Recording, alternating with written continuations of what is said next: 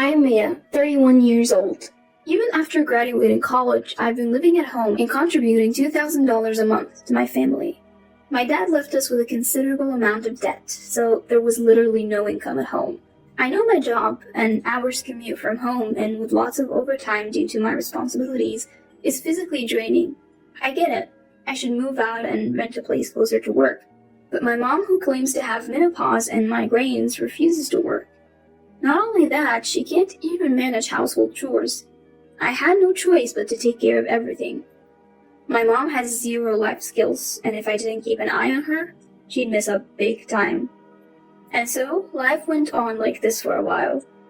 Something important has come up. Make sure you're home this upcoming Sunday. I got a rare message from Randall. Randall's voice. I haven't heard that in a while. Randall, 3 years older, and Kayla, a year older, showed up looking anything but like 30-something parents. Both had blue and green hair, tons of piercings. Randall dressed like a punk. Kayla wore a skimpy, trashy outfit. While they seemed to think they were stylish, Randall and Kayla's fashion choices were completely inappropriate for their age, making it difficult for me to keep a straight face. They walked in without bringing any gifts, and upon seeing the coffee and cookies we prepared, snickered. Wow, how lame. Yet they dug right in, scattering crumbs everywhere. After having 2 refills of coffee, Randall let out a contented belch and suddenly declared, "From now on, we're living with Mom, so you, the moocher, need to leave." Both Kayla and Mom nodded in agreement, eyes on me. Caught off guard, I was taken aback by the torrent of insults that followed from all 3 of them. Still leeching off your parents after 30, huh? A useless bum who can't stand on her own 2 feet. A pathetic 30-year-old parasite on her mother. I was astonished they could say such hurtful things so freely, and all I could do was look at their animated faces in disbelief. The reality was that the household couldn't function financially or practically without me. Mom wasn't particularly extravagant or reckless, but her lack of real-world experience made her naive and susceptible to scams and pyramid schemes. She easily parted with her money. Most of the debt Dad left behind was actually accumulated by Mom. Randall must have known how Dad struggled with Mom's spending habits, and Mom herself was fully aware of her flaws. So what on earth were they talking about? As they repeatedly berated me, calling me a moocher, useless, and parasite daughter, I began to feel oddly detached. I thought to myself, they probably have no idea how much I contribute to the monthly expenses or how much it costs to maintain this not-so-new house. Thinking about it all, I suddenly didn't care anymore. Randall and Kayla have 2 young kids, and they're scrapping by each month. Even so, they're always looking to live beyond their means, borrowing money from Dad when he was alive. I've seen Dad struggle with this over and over. As I recalled this, another question popped into my head. I realized that most daughters-in-law probably don't want to live with their in-laws. Simple, really. Living with parents means free rent and utilities. They do the chores and even look after their 4-year-old and 2.5-year-old kids. More free time and less work, they thought. But Mom, who just eats and sleeps all day, wouldn't lift a finger to help. And Randall alone can't support the 3 of them. Then Randall said, "It's only natural for me, the eldest son, to take care of Mom." Mom chimed in, "Exactly." Hearing this, my vision cleared up, as if the clouds had parted. They took the bait so easily. Mom was quick to say she'd live with Randall and Kayla. "Really, Mom? Are you sure? You've been jerked around by them before, haven't you? When Randall sounds too good, it's usually bad news. Haven't you learned that by now?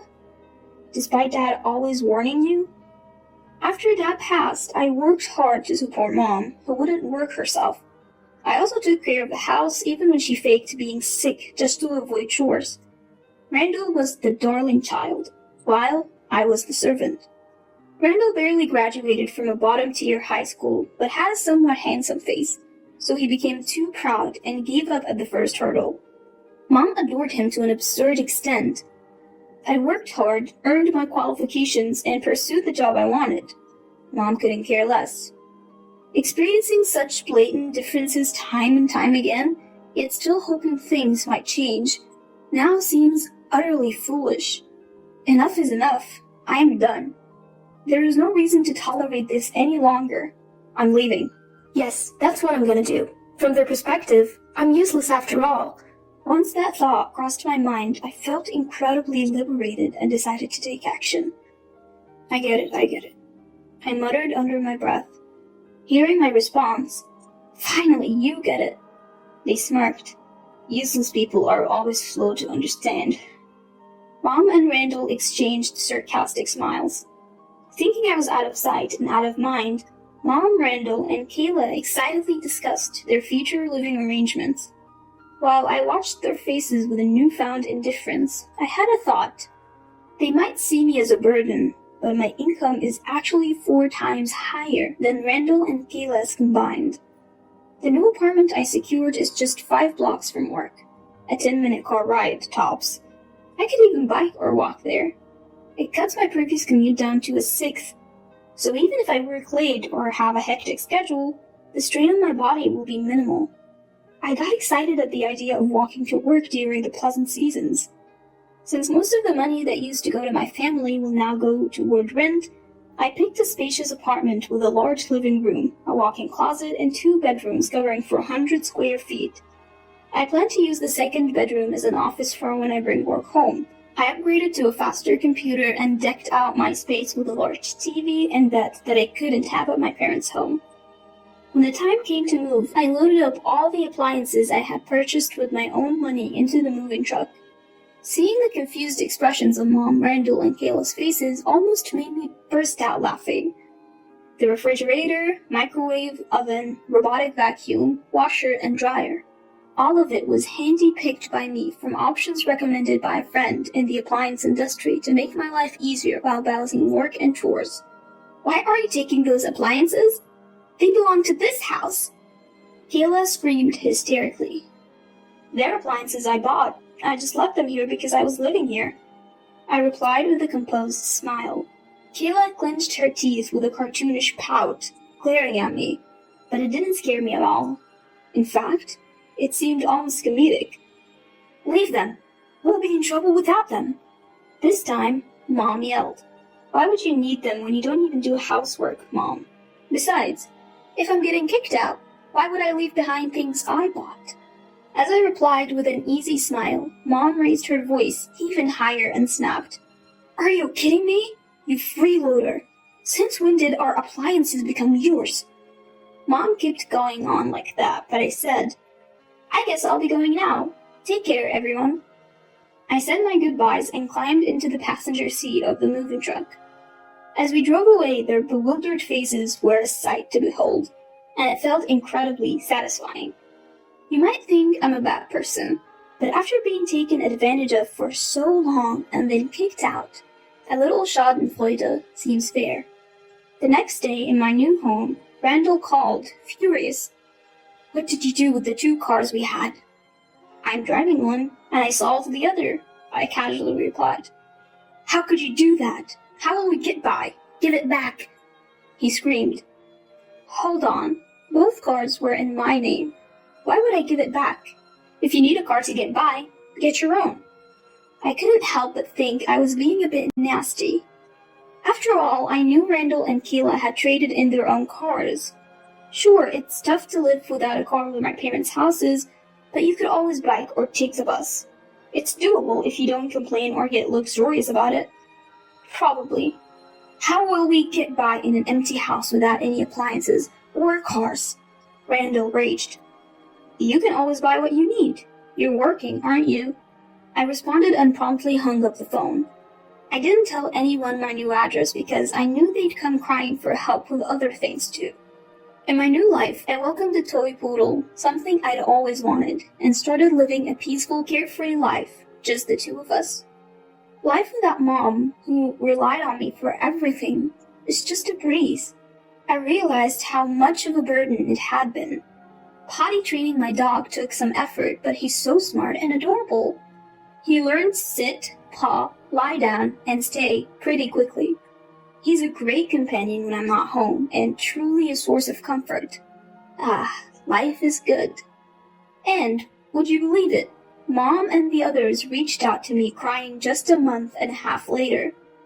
Already giving up, huh?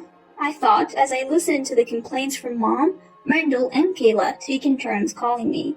They can't pay back the debt Mom has accumulated, can't manage daily expenses, can't go shopping or out because they don't have a car, and nobody does, or rather can do, any housework. Their home has apparently become a total mess because the kids are dirty, disorganized, and out of control. You know you don't have to report all of this to me, right? I was the one who got kicked out. I told them after listening to all of their complaints. All three were like, come back, do the housework, contribute money. I calmly replied to each point. I can't afford that, living on my own. Stop asking for money from a useless moocher. I'm busy with work and might be relocating soon, so I can't come back. Figure it out, the three of you. What really left me dumbfounded during the conversation was learning that both Randall and Kayla had quit their jobs. Why did you quit? How did you plan to live without working? I asked. Turns out Randall and Kayla assumed Dad had left them an inheritance. What a shocker. Come on, I've told you this time and time again. Dad left us in the red. You could say it's a negative inheritance, you know? You keep freeloaders at home and Mom doesn't even work, so you must be hiding a fortune from me, right? Randall just kept going on with his assumptions, not listening to a word we said. So I finally told him, if you're so convinced, why don't you check Dad's account? When Randall and Kayla actually checked, they were stunned to find no inheritance. Still, they kept sending me messages like, help us, come back, do chores, I'm hungry, lend us money. I asked, you're going to pay it back, right? They were all left speechless. Turns out, they never intended to pay me back. They saw me as someone to exploit endlessly. Disappointing, really. I finally told them, I can't help you with anything anymore, so don't contact me. Goodbye. I blocked calls from Randall, Kayla, and even Mom. Without a car or money, I doubt they could even come to my workplace. I no longer have any connections to the life of Mom, who has debts, and two irresponsible adults who hate working and have two kids who will need more support. Although I wish they'd become better parents or grandparents for the sake of the kids. I doubt it will happen. People don't change that easily after all. I'm financially stable, but I have no intention of being exploited any longer or giving a single cent, as the love has also vanished. In fact, it looks like I'll actually be relocating for work. I'm going to be the head of a newly established branch for a new project, and might settle there long term. So I'm thinking of buying an apartment nearby. It's a bit suburban, so it looks like I'll be able to get a pretty spacious place. I'm excited. I plan to keep working hard and enjoy life, with my dog by my side.